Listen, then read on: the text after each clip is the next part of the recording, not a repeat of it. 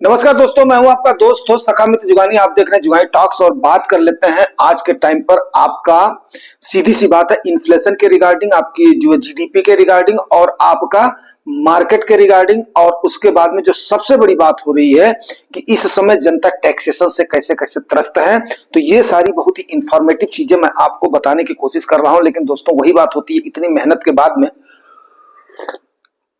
जब थोड़ा सा रिस्पांस में जो कमी रहती है तो थोड़ा सा अफसोस जरूर होता है। ठीक है ना, चलिए ठीक है, बात कर लेते हैं यहाँ पर अभी काम की। ये सब बातें तो होती रहेंगी, ठीक है। अब सबसे पहले आप देख लीजिए कि आपकी कारपोरेट जगत का जो रिजल्ट आया था वो तो उदासीन आया था, उसमें भी कोई भी दो राय नहीं है।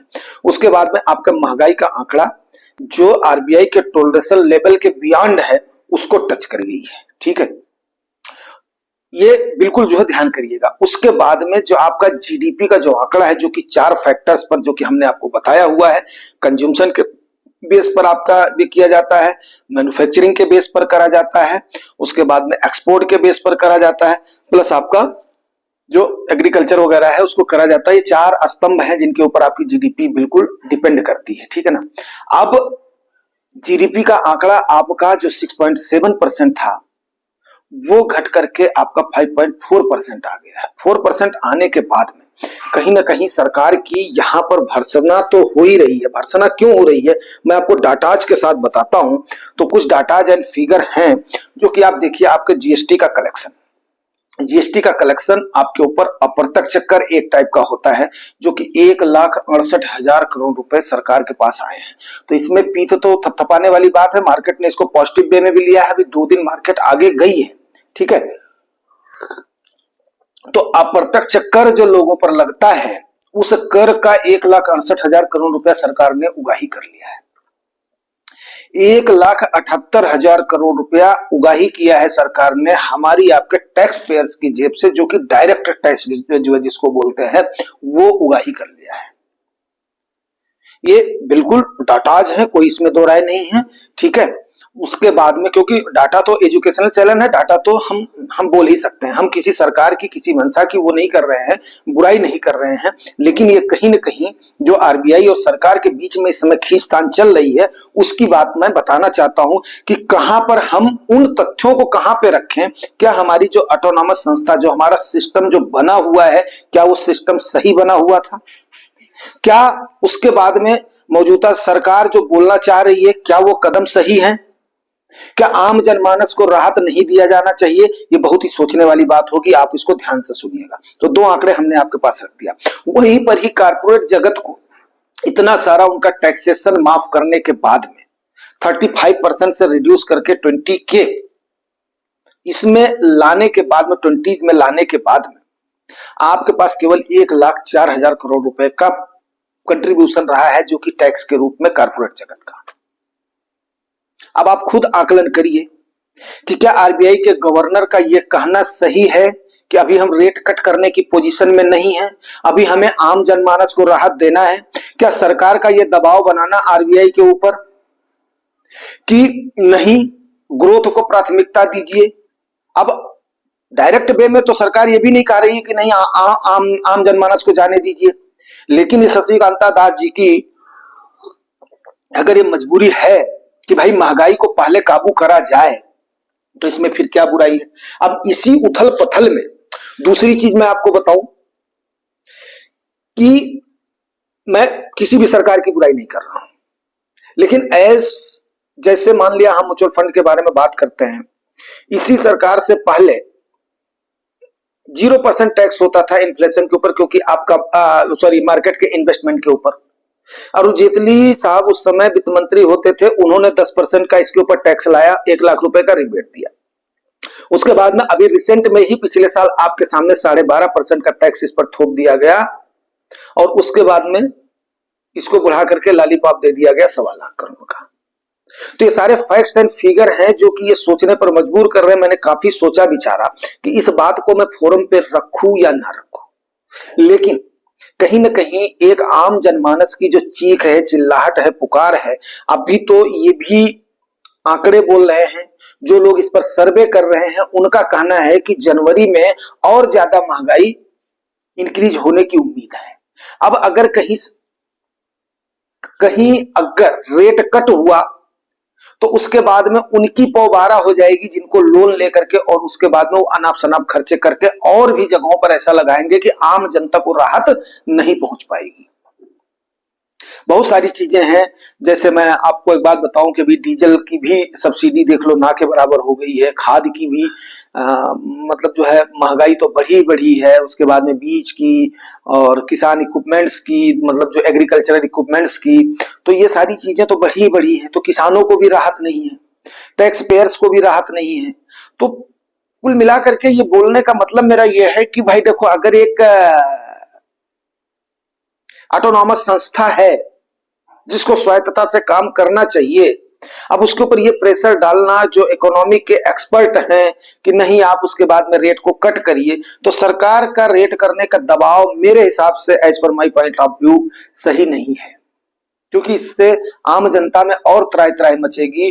पूंजीपतियों के ऊपर तो कोई फर्क नहीं पड़ेगा, लेकिन आम जनमानस जो हमारे आप जैसे लोग हैं जो कि टैक्स के बोझ तले ऐसे ही जो है दबे हुए हैं, उसके बाद में तो इनके ऊपर फर्क तो पड़ना ही पड़ना है, कोई इसमें दो राय नहीं है। अब इतने सारे जो डाटाज हैं, अब आप देख लीजिए, अब टैक्स पेयर्स की संख्या ना के बराबर है, फिर भी इतने सारे लोग दे रहे हैं।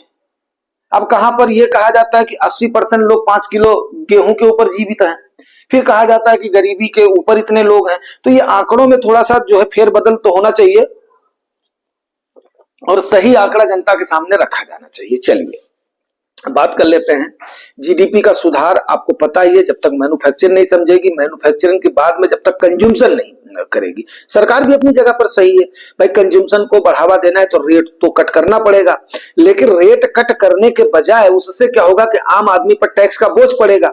उससे बढ़िया टैक्सेशन में कुछ राहत दीजिए ना, तो अपना भी जो है खजाना भरना है और आरबीआई के ऊपर दबाव डालना है कि लोगों की जेब भी मतलब जो वो करो, आप ढीली करो। तो कहीं ना कहीं भाई ये थोड़ा सा तो लग ही रहा है, ठीक है ना। अब ये घुड़की धमकी देने वाली बात तो अगर आप लोगों को हजम हो रही तो जरूर बताइएगा। मैं कोई सरकार की आलोचना नहीं कर रहा हूं, ना ही मैं सरकार का आलोचक हूं, बट ये एक विरोधाभास तो है ही है। अब अगर जीडीपी का आंकड़ा नहीं सुधरेगा या कंज्यूमशन नहीं बढ़ेगा तो भी मार्केट डाउन रहेगी।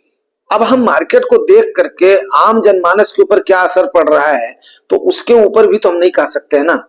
अब इतने बड़े तो बहुत बड़े तो हम ये है नहीं कि हाँ ठीक है हमारा ही भला हो, उसके बाद में लोगों का ना हो, या हमारे जो कम्युनिटी के है पोस्ट के हैं तो मैं ना बोलूं कि हाँ ठीक है इन्होंने निवेश करा हुआ है, जब मार्केट अप जाएगी तो उसके बाद में ये होगा। तो नहीं, कहीं ना कहीं सरकार को टैक्सेशन से आम जनता को राहत देना चाहिए। मेरे हिसाब से मेरा जो मत है, ये मेरा अपना मत है, किसी के लिए सलाह नहीं है, टैक्सेशन से थोड़ी सी छूट देनी चाहिए। बाकी जो और भी कई टाइप के टैक्स पड़ जाते हैं वहां पर सरकार को विचार करना चाहिए, ठीक है। आरबीआई को स्वतंत्र प्रभार से अपना काम करने देना चाहिए। जब वो महंगाई काबू में लाएं तब जाकर के उसके बाद में विकास की दर हो, रफ्तार हो, थोड़ी सी अगर धीमी रहेगी विकास की रफ्तार, आम जनता को राहत रहेगी तो इसमें कोई भी बात नहीं, क्योंकि हमारी मार्केट ने 5.4% की जीडीपी को भी हमारे आम जनमानस ने एक्सेप्ट करा है। इसीलिए एक्सेप्ट करा है कि उनको इन सारे फैक्ट्स को, सारे फिगर्स को तकरीबन पता है, और ये पूरे स्मॉल इन्फ्लुएंसर्स मेरे ख्याल से आज की डेट में सबको ये बात बताना शुरू कर। अगर कोई नहीं बताता है तो मेरे ख्याल से क्या है, वो जानबूझ करके अनजान हो रहा है, ठीक है। और अब आरबीआई अभी 6 तारीख को जो आने वाली है, हमारी आरबीआई की मीटिंग होने के बाद में जो रिजल्ट आउटकम होगा, जो मिनट तो बाद में जारी होगी, जो स्टेटमेंट आएगा वो देखने वाली बात होगी। अब अगर गवर्नर साहब इस समय पर, ये बात तो सीधी सी तय है कि वो इस समय पर अगर रेट कट करने की घोषणा करते हैं जब महंगाई 6% से ऊपर है, जो कि 2% से लेकर के 6% है, तो इस समय सरकार को खुद आरबीआई को बोलना चाहिए आप क्या कर रहे हो। और इस समय अगर सरकार बोल रही कि रेट आप कट करो, तो कहीं ना कहीं अगर रेट कट होता है तो हमारे गवर्नर साहब को कहीं ना कहीं सरकारी आदेश की वजह से ये डिसीजन लेना पड़ा है, ऐसा मेरा मानना है, मेरा जो पर्सनल ओपिनियन है। क्योंकि कोई भी अर्थशास्त्री, और वो भी इतना बड़ा अर्थशास्त्री जो कि इतने सालों से इतनी आरबीआई के गवर्नर जैसे पद पर इतने सालों से आसीन हो, या उन्हें हर बात की पता नहीं है, इल्म नहीं है, तो मेरे ख्याल से उनके मन पर भी काफी सारा बोझ पड़ रहा होगा और उस बात को मैं महसूस करता हूं। देखिए, मैं हमेशा कभी भी आप देखिएगा सेबी चीफ के ऊपर कितने भी आरोप प्रत्यारोप लगे हैं, लेकिन मैं हमेशा उस विदुषी महिला के साथ खड़ा रहा हूं जिन्होंने कई भी अभूतपूर्व फैसले इन्वेस्टर्स के हित में लिए हैं। तो अब देखने वाली बात यह है कि गवर्नर साहब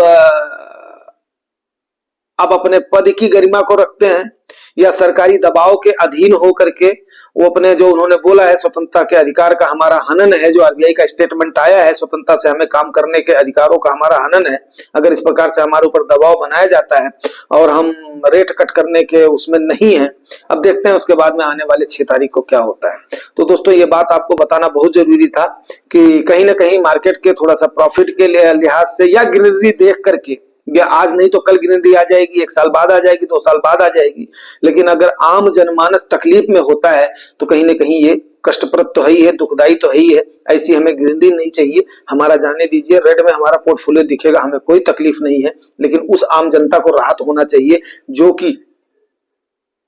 कि दिन की कमाई करके, उसमें हम भी शामिल हैं, आप भी शामिल हो, सारे शामिल हैं, और उसके बाद में जाते हैं खरीदारी करने के लिए जाते हैं, वो उसी से ही अपने बच्चों की फीस देते हैं, अपने बच्चों को स्कूल भेजते हैं, अपने वहां पर करते हैं, किसी के पास सरप्लस पैसा नहीं, तन पेट काट करके कहीं ना कहीं बिलो द स्टैंडर्ड अपनी लाइफ को जी करके, खर्चों में कटौती करके, फिर उसके बाद में इन चीजों पर निवेश वगैरह करते हैं।